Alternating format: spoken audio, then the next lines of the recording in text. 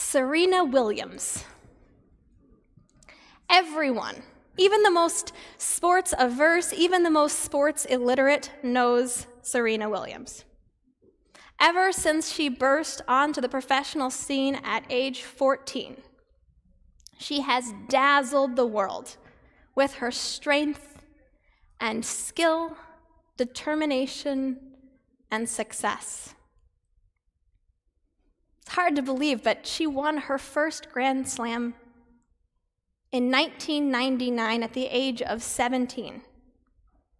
Since then, she has been ranked #1 in the world by the Women's Tennis Association 319 weeks.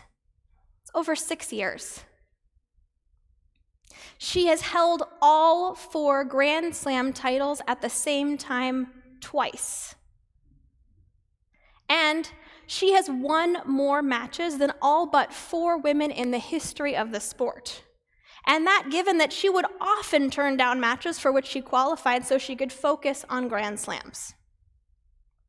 For me and many other women, Serena Williams is more than just an incredible tennis star. She's also a very personal shero. I remember watching her as a young girl and being just amazed that she was not afraid to be strong.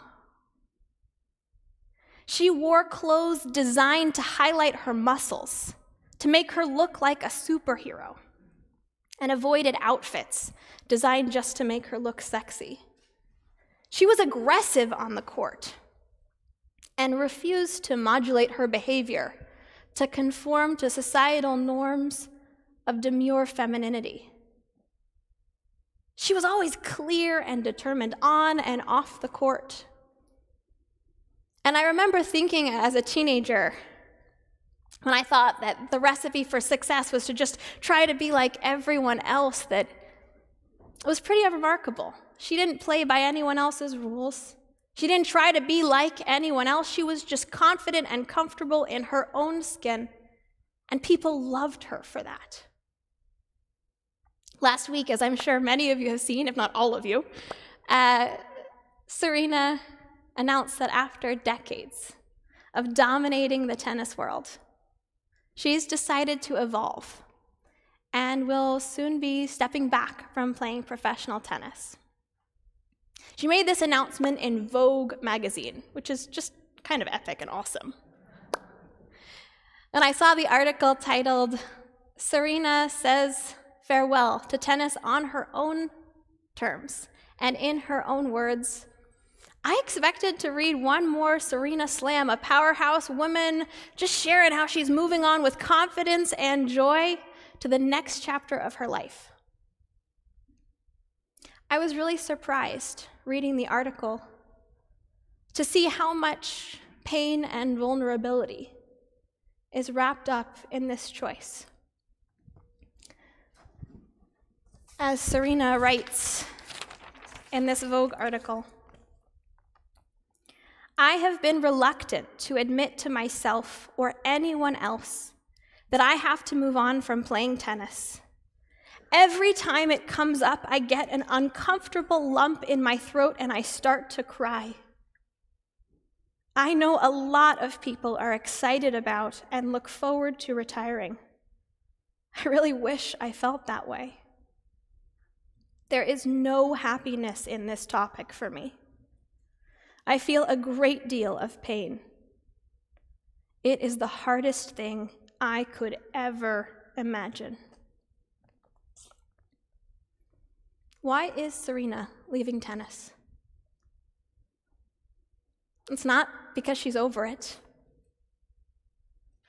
It's not because she's achieved everything she dreamed of achieving, and not because she can't do it anymore. She has games she wants to play, records she wants to beat, and her body is still strong and capable. No. Serena has decided to stop playing tennis professionally because she realizes she cannot do that and become a mother again.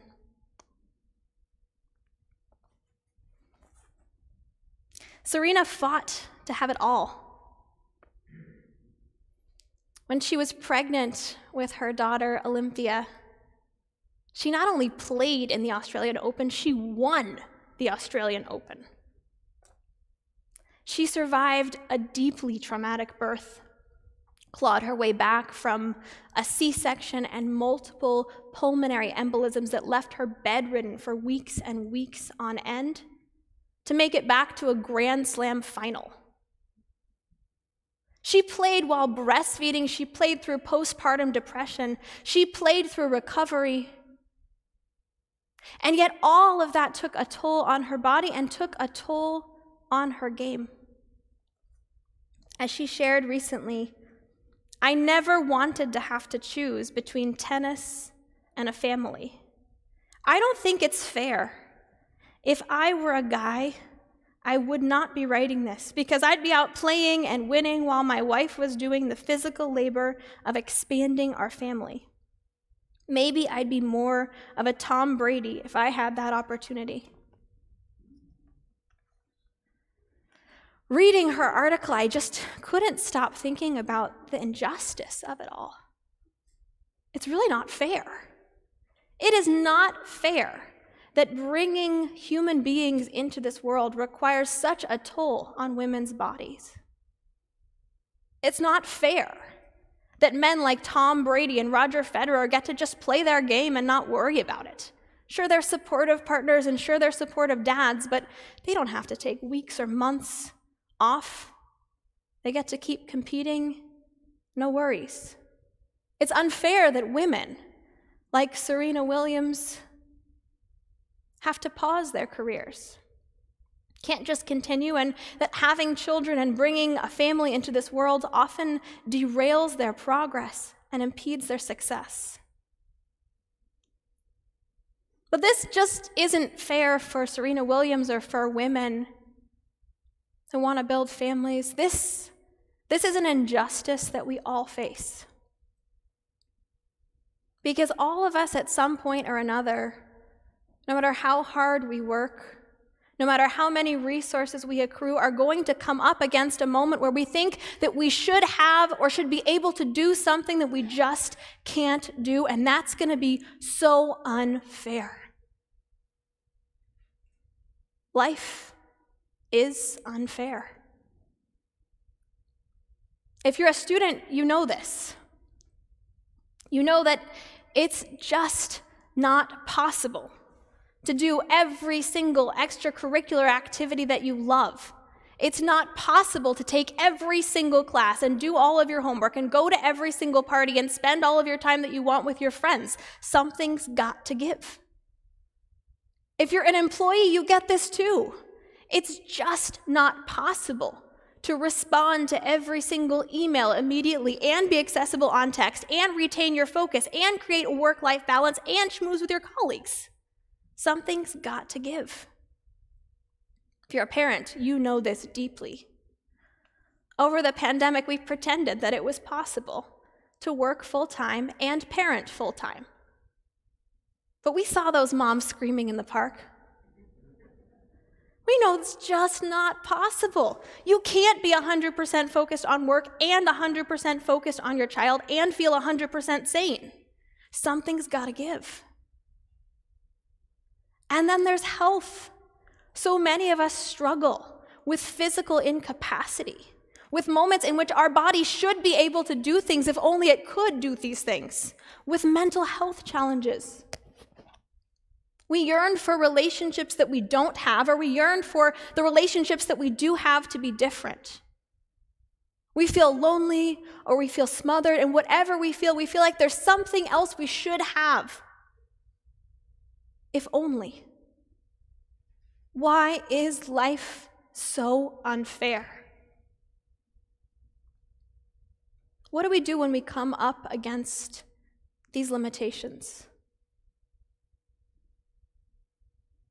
When Moses comes up against the limitations of his life, he struggles. Moses is epic. He led the people out of Egypt. He got to talk to God face to face. He transmitted the Torah not once, but twice. His life was a superstar life, and yet when he gets to the end and all he wants to do is go into the land and God says no, he breaks down. According to Devarim Rabbah, Midrashic text, Moses draws a circle in the ground and he sits down and he says, I am not going to move, God, until you give me my due. That doesn't work. And then Moses says, God, you said in your Torah that if you do the right thing, you get the reward. You do the thing, you get the reward. I did the thing. Give me my reward. Also doesn't work. And then Moses says, please, please, please, God, please just, what if you just made me like a beast of the field? What if I could just graze on the land? I won't be a human. I'll just go in as a cow or a goat or something, please. And God says, no. Moses says, what? How about if I'm just a bird? I'll just fly over the land. I'll just fly. Please. God says, no. Moses just cannot accept that limitation. He cannot accept the injustice of it, and this perspective makes total sense. It's not fair. If anyone deserved to go into the land, it was Moses. But the more he focuses on what he can't have, the more miserable he becomes. That's true for Moses, and that's true for us. The more we focus on what we don't have, on what we can't have, on what we wish we could have, the more angry and resentful and bitter we become, and the less pleasant our life is. That's why the Buddhists teach their noble truths. Have you heard of the noble truths? First noble truth: life is suffering. Just start out. Accept it. Life is not fair. Life is full of suffering. That's what it is. Noble truth number 2: suffering is created by attachment to desire. We feel suffering when we want something that we don't have and that we can't have. And the distance between what we want and what we have is so great that causes us to suffer. Which brings us to the third noble truth. If you are able to release your attachment to desire, you won't suffer. If you can stop always living in the land of what if and if only and please and why not, and instead celebrate the potential of every moment, celebrate the goodness of what is, and your life will be full of blessing. So the noble truths in sum: life is not fair. If you perseverate over it not being fair, you will be miserable. But if you don't and you just celebrate what is, life will be good. Moses got this way before the noble truths. After his whole episode with God, he recognizes that just focusing on not being able to go into the land is not doing anything for his inner spiritual life. The more he perseverates on that limitation, the more miserable he feels and the more miserable everyone around him feels.